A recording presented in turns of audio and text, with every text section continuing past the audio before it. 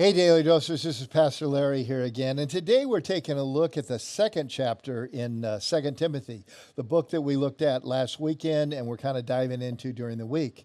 And again, I encourage you to read that entire chapter in light of what we saw this last weekend, the encouragement and just the brutal honesty about the suffering that comes with following Jesus.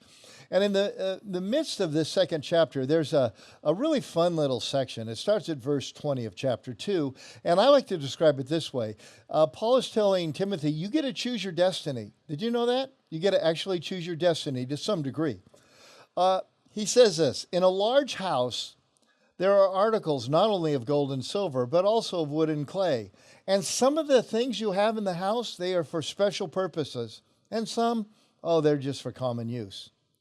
Then he says this. Now, Timothy, you need to understand this.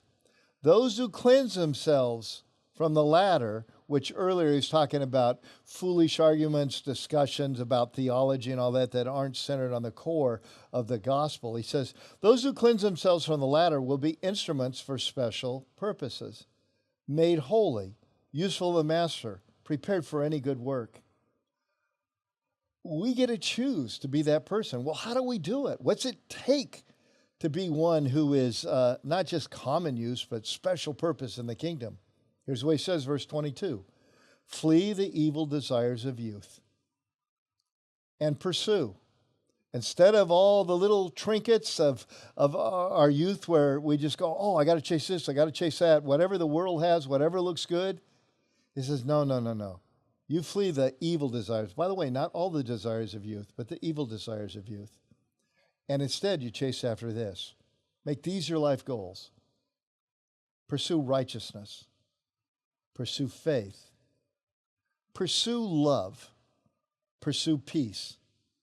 And do it along with those who call on the Lord out of a pure heart.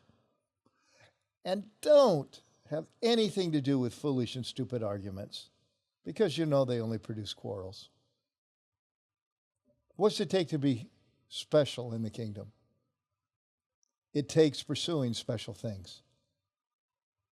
Not the evil desires of our youth, as we talked about a little yesterday, not the things of our culture, but where I wake up each and every day and I ask this question, what's a righteous thing to do? What would happen if I trusted God enough to do what he says? That's what pursuing faith is. What would happen today if in my relationships at home, with my spouse, with my kids, if I'm single, with my friends, with my coworkers, with my neighborhood, with my boss, with my government leaders, if I chose love and if I chose peace?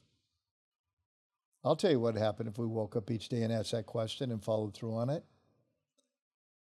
We would be used for special purpose and not for common use.